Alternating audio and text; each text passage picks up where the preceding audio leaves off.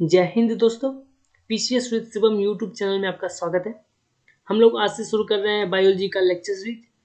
देखिए, जितने भी कॉम्पिटिटिव एग्जाम्स होते हैं उन सब में बायोलॉजी से क्वेश्चन रहता ही है, राइट। और ये जो पूरा सीरीज होने वाला है वो किस किस एग्जाम्स में आपको हेल्प करेगा। देखिए, जैसा कि आपको नाम से ही पता चल रहा होगा, पीसीएस विद शिवम। तो ये चैनल किस चीज़ के लिए है? पीसीएस एग्जाम्स के लिए डेडिकेटेड है। तो मेरी कोशिश होगी कि पीसीएस स्टैंडर्ड को मीट किया जाए, और इसके वजह से क्या होगा, एसएससी, रेलवे, पुलिस, ये सब खुद ब खुद कवर हो जाएंगे, राइट। तो चलिए आज से ये क्लास शुरू करते हैं। ये इंट्रोडक्शन क्लास है। देखिए, सबसे पहले हम जानते हैं ये शब्द बायोलॉजी आया कहाँ से। ये जो बायोलॉजी है दो शब्दों से मिलकर बना है। ये बायोस और लोगोस, ये दोनों वर्ड्स कहाँ से आए हैं, शब्द कहाँ से आए? ये ग्रीक वर्ड है, ग्रीक। देखिए, अगर आप वर्ल्ड लेक्चर सीरीज फॉलो किए होंगे मेरा वाला, तो उसमें मैंने आपको बताया था बाल्कन स्टेट, यूरोप में एक बाल्कन प्रायद्वीप है जिसपे जो भी स्टेट्स हैं, मतलब देश हैं, उन सबको बोला जाता है बाल्कन देश, राइट। और उन्हीं में से कुछ देश जैसे कि ग्रीस, अल्बानिया, इन सब में ग्रीक लैंग्वेज बोला जाता है, राइट। ये एक इंडो यूरोपियन परिवार का लैंग्वेज है, ग्रीक, ठीक है। तो ये ग्रीक लैंग्वेज से आया है। कौन कौन टर्म? बायोस और लोगोस। ये जो बायोस है, बायोस का क्या मतलब होता है? All livings. ऑल लिविंग्स, जितने भी जीव जंतु हैं जो सजीव हैं वो बायोस कहलाएंगे। और लोगोस का मतलब क्या होता है? To study, to study. जितने भी लिविंग्स हैं उन सबको पढ़ना ही बायोस और लोगोस को मिला करके जो बना है बायोलॉजी, उसका मतलब होता है, राइट। तो बायोलॉजी का मतलब क्या हो जाएगा? ऑल लिविंग्स को स्टडी करना, लिविंग्स का स्टडी करना ही बायोलॉजी है, राइट। बायोलॉजी आपको समझ में आ गया होगा। तो देखिए, नॉन लिविंग जो होता है, जो भी चीजें हैं, उस सब का स्टडी हम कहाँ करते हैं? केमिस्ट्री में करते हैं, फिजिक्स में करते हैं, और भी वेरियस सब्जेक्ट्स हैं, राइट। तो जितने भी लिविंग्स हैं उन सब का स्टडी हम कहाँ करेंगे? बायोलॉजी में करेंगे, राइट। ये जो टर्म है बायोलॉजी, ये दिया किसने है? देखिए, दो नाम याद रखिए आप। देखिए, पहला नाम है लैमार्क, लैमार्क, और दूसरा नाम रखिए याद अब, ट्रेविरेनस, ट्रेविरेनस, राइट। इन दोनों ने ये टर्म दिया है 1802 में, 1802। ये जो बायोलॉजी है इसमें हम क्या पढ़ेंगे? सबसे जो बेसिक यूनिट है बायोलॉजी में, जो भी लिविंग्स हैं उस सबका बेसिक यूनिट सेल पढ़ेंगे, राइट। और ये सेल क्या होता है? सेल होता है smallest structural and functional unit of life, right.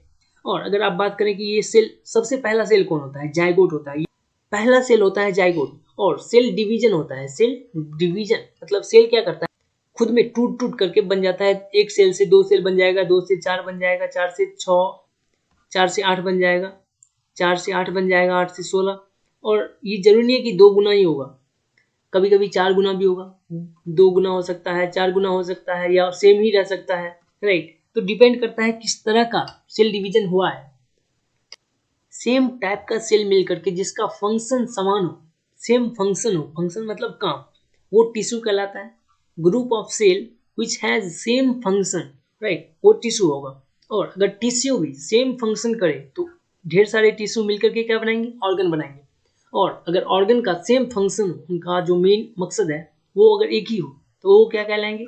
Organ system कहलाएंगे। और कई तरह के ऑर्गन सिस्टम मिल करके क्या बनाते हैं? लिविंग बॉडीज बनाते हैं, लिविंग बॉडी बनाते हैं, राइट।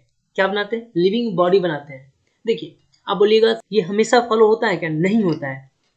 कुछ जीव जो होते हैं, जो कुछ जो जीव होते हैं वो यूनिसेलुलर होते हैं, जिसमें एक ही सेल होता है, एक सेल होता है, जैसे कि अमीबा है, पैरामीशियम है, राइट। इस सब में क्या होता है? एक सेल, और वही सेल सब कुछ कर लेता है। ये पूरा एक चैप्टर है कोशिका, राइट। जब सेल चैप्टर पढ़ेंगे तब हम अच्छे से देखने वाले हैं सब। ये अभी सिर्फ इंट्रोडक्शन क्लास है, तो आप बेसिक चीजें समझ लीजिए। देखिए, हम पता कैसे करेंगे कि कोई लिविंग है या नहीं? किस बेसिस पे हम पता करेंगे? तो वो आप जान लीजिए। पहले एक एक करके देखते हैं। देखिए, पहला फीचर्स क्या है? जो भी लिविंग्स है उनमें होगा सेल ऑर्गेनाइजेशन। सेल ऑर्गेनाइजेशन का क्या मतलब? सेल ऑर्गेनाइजेशन का मतलब है उनमें सेल होगा, और सेल होगा तो वो सेल क्या करेगा? अपना फंक्शन करेगा। कुछ सेल जिनका सेम फंक्शन हो अगर मिल जाए तो वो टिश्यू बनाते हैं। ये रिपीट हो रहा है एक्चुअली, यही टिश्यू ऑर्गन बनाते हैं, फिर ऑर्गन सिस्टम बनाते हैं, और वही ऑर्गन सिस्टम, कई तरह के ऑर्गन सिस्टम मिल करके बॉडी बनाते हैं, राइट, लिविंग बॉडी बनाते हैं। तो सेल ऑर्गेनाइजेशन समझ में आ गया। ये किसी नॉन लिविंग में तो होगा नहीं, राइट। तो लिविंग में क्या होता है, सेल ऑर्गेनाइजेशन होता है। तो पहला आप समझ गए, सेल ऑर्गेनाइजेशन किस में रहेगा, लिविंग्स में रहेगा। दूसरा समझिए प्रोटोप्लाज्म। लिविंग्स में क्या होता है, वो प्रोटोप्लाज्म होता है। ये प्रोटोप्लाज्म क्या है, देखिए ये एक सेल है, मान लीजिए, एक्चुअली में ऐसा सेल नहीं होता है, लेकिन मान लीजिए अभी के लिए ये सेल है, ठीक। तो सेल के ऊपर ये जो एरिया है इसको बोलते हैं सेल मेम्ब्रेन। सबसे जो बाहर का मेम्ब्रेन है उसको क्या बोलेंगे, सेल मेम्ब्रेन बोलेंगे, सेल मेम्ब्रेन, मेम्ब्रेन। देखिए ये जो सेल मेम्ब्रेन है इसके अंदर जितने भी चीज हैं, कुछ भी, इसमें न्यूक्लियस रहता है, इसके अलावा यहाँ पे लिक्विड रहता है, लिक्विड में ढेर सारी चीज रहते हैं जैसे कि राइबोसोम, लाइसोसोम, माइटोकॉन्ड्रिया, राइट, ये सब रहते हैं। तो वो सब मिला करके सभी को कहा जाता है प्रोटोप्लाज्म। क्या कहा जाता है, सभी को कहा जाता है प्रोटोप्लाज्म। मतलब प्रोटोप्लाज्म क्या है, सेल मेम्ब्रेन के अंदर जितने भी चीज उपस्थित हैं वो सब क्या कहलाएंगे, प्रोटोप्लाज्म। प्रोटोप्लाज्म समझ में आ गया। एक्चुअली क्या होता है, सेल मेम्ब्रेन जो है ये एनिमल का बाहरी लेयर है। एनिमल जितने भी होते हैं उन सब का बाहरी लेयर है। अगर प्लांट की बात कीजिएगा तो इसके ऊपर भी एक लेयर रहता है, राइट, जिसको बोला जाता है सेल वॉल। सेल वॉल रहता है, वो सब हम बाद में पढ़ेंगे, राइट। जब सेल चैप्टर पढ़ेंगे तो उस समय हम बहुत अच्छे से पढ़ने वाले हैं उसको। ये जो प्रोटोप्लाज्म है इसको दो तरह से आप डिवाइड कर लीजिए। पहला सॉलिड, पहला क्या है, सॉलिड मतलब जो ठोस है, और दूसरा है लिक्विड। लिक्विड मतलब द्रव्य। देखिए सॉलिड में क्या क्या रहेगा, माइटोकॉन्ड्रिया हो गया, लाइसोसोम हो गया, राइबोसोम हो गया, राइट। ये सब क्या होते हैं हम सेल वाले चैप्टर में पढ़ेंगे, अभी बार में सब कुछ तो नहीं पढ़ सकते ना, ये सब एक एक करके क्लियर हो जाएगा आपका, राइट। सॉलिड समझ में आ गया। देखिए और लिक्विड जो होता है वो लिक्विड इसमें भरा रहता है न्यूक्लियस के बाहर, राइट। देखिए यहाँ एक इसमें समझ लीजिए, ये न्यूक्लियस है, ये क्या है, न्यूक्लियस है। ये ऊपर का लेयर क्या था, सेल मेम्ब्रेन था, राइट।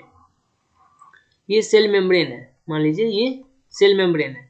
तो न्यूक्लियस के ऊपर भी एक मेम्ब्रेन रहता है जिसको आप बोल सकते हैं न्यूक्लियस मेम्ब्रेन, न्यूक्लियस मेम्ब्रेन। देखिए न्यूक्लियस मेम्ब्रेन और सेल मेम्ब्रेन के बीच लिक्विड भरा रहता है। ये क्या है, लिक्विड भरा हुआ है, और इस लिक्विड को बोला जाता है साइटोप्लाज्म। क्या बोला जाता है, साइटोप्लाज्म। यहां लिख देता हूं, साइटोप्लाज्म। साइटोप्लाज्म समझ में आया। न्यूक्लियस मेम्ब्रेन और सेल मेम्ब्रेन के बीच में जितने भी लिक्विड भरा हुआ है वो सब है साइटोप्लाज्म। और इस साइटोप्लाज्म के अंदर छोटे छोटे मॉलिक्यूल्स रहते हैं जिसे क्या बोला जाता है, सेल ऑर्गेनेल्स बोला जाता है। वो सॉलिड होते हैं। यहाँ जो सॉलिड लिखा हुआ ना, mitochondria, lysosome, plastid, right, endoplasmic reticulum, और भी बहुत सारी चीज आते हैं, वो सब कहलाते हैं कोशिकांग, मतलब कोशिका के अंग, राइट, सेल ऑर्गेनेल्स। समझ में आ रहा है आपको। वो कहाँ रहते हैं, साइटोप्लाज्म के अंदर रहते हैं। जैसे यहाँ पे एक माइटोकॉन्ड्रिया हो सकता है, उसके बाद लाइसोसोम हो सकता है, यहाँ राइबोसोम रहेगा, कुछ इंडोप्लाज्मिक रेटिकुलम रहेगा, इस तरह से सभी रहते हैं। तो ये समझ में आ गया आपको प्रोटोप्लाज्म क्या होता है। एक बार फिर से देखिए, प्रोटोप्लाज्म ये सेल मेम्ब्रेन के अंदर जितनी भी चीज है सब कुछ क्या कहलाएंगे, प्रोटोप्लाज्म कहलाएंगे। और इस सेल मेम्ब्रेन और न्यूक्लियस मेम्ब्रेन के बीच में, न्यूक्लियस मेम्ब्रेन क्या है, सेल के बीच में एक न्यूक्लियस रहता है, साइड में भी हो सकता है लेकिन एनिमल में मोस्टली ये बीच में ही रहता है। तो न्यूक्लियस मेम्ब्रेन और सेल मेम्ब्रेन के बीच में जो लिक्विड पार्ट है उसको बोलेंगे साइटोप्लाज्म, ठीक। और साइटोप्लाज्म के अंदर ढेर सारे छोटे छोटे कोशिकांग रहते हैं। कोशिका के अंग है इसलिए कोशिकांग, मतलब उसको बोल सकते हैं आप सेल ऑर्गेनेल, जो कि एक सॉलिड पार्ट है। कौन कौन से हैं वो, माइटोकॉन्ड्रिया हो सकते हैं, lysosome, ribosome, endoplasmic reticulum, plastid, इस तरह से ढेर सारे चीज रहते हैं, राइट। जब सेल पढ़ेंगे तो हम बहुत अच्छे से उसको पढ़ने वाले हैं।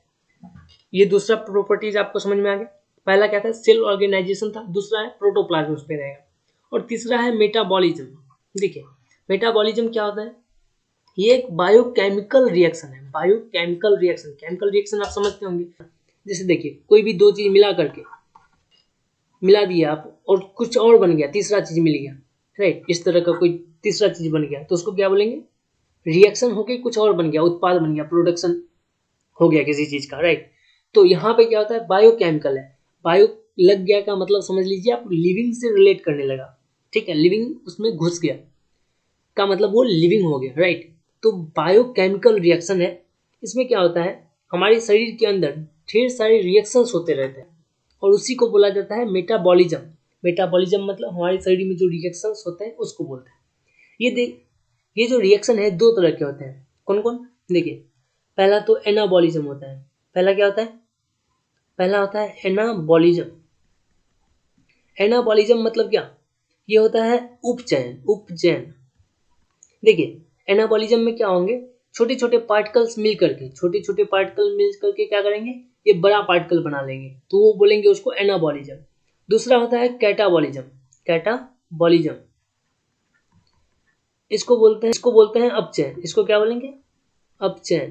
देखिए इसमें क्या होता है, बड़ा चीज कोई है वो टूट जाएगा छोटी छोटी चीजों में, क्या होंगे। देखिए दोनों का आप एग्जाम्पल देख लीजिए।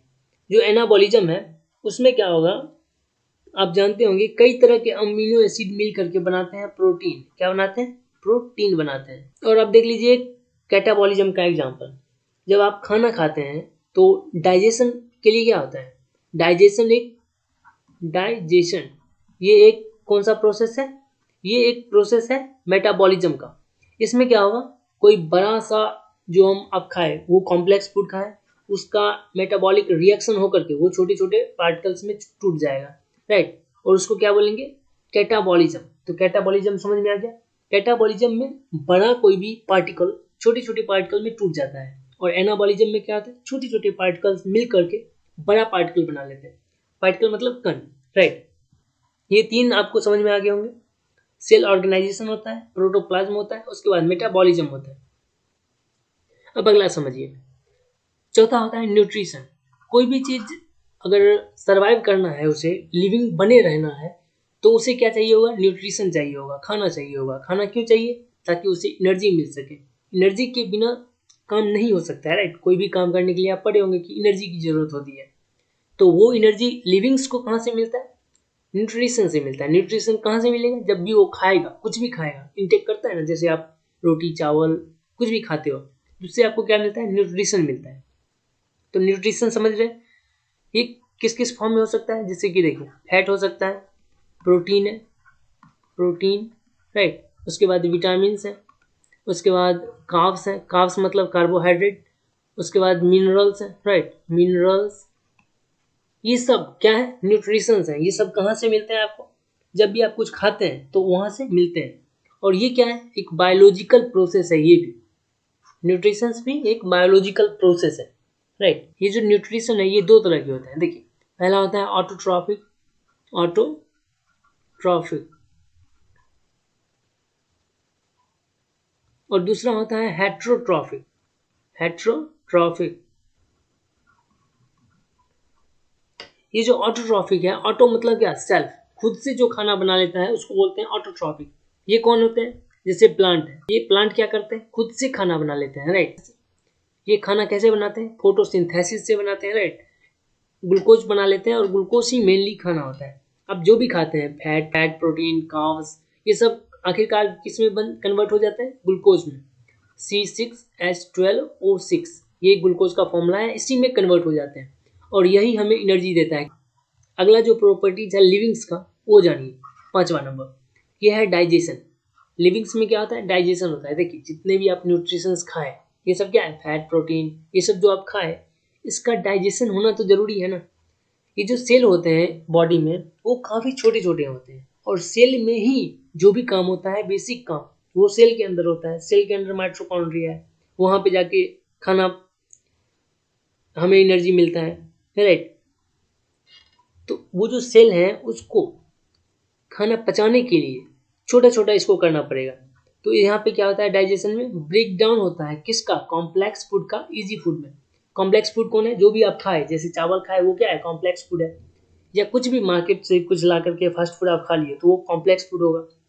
हमारा बॉडी क्या करता है, उसको इजी फूड में कन्वर्ट कर देता है, ताकि वो जा करके सेल के पास पहुंचे और सेल उससे एनर्जी हमें प्रोड्यूस करके दे सके, राइट। ये जो डाइजेशन है ये किसके उपस्थिति में होता है, एंजाइम की उपस्थिति में होता है। एंजाइम, आप याद रखिए, एंजाइम डाइजेशन में हेल्प करता है, राइट। ये समझ में आ गया आपको। अभी तक मैं आपको लिविंग्स के 5 प्रॉपर्टीज बता चुका हूँ। अब आगे का जो कुछ और प्रॉपर्टीज हैं, जो 6 बचे हुए हैं, उसको मैं अगले वीडियो में बता दूंगा। मुझे उम्मीद है वीडियो आपको समझ आया होगा। वीडियो देखने के लिए थैंक यू। Take care.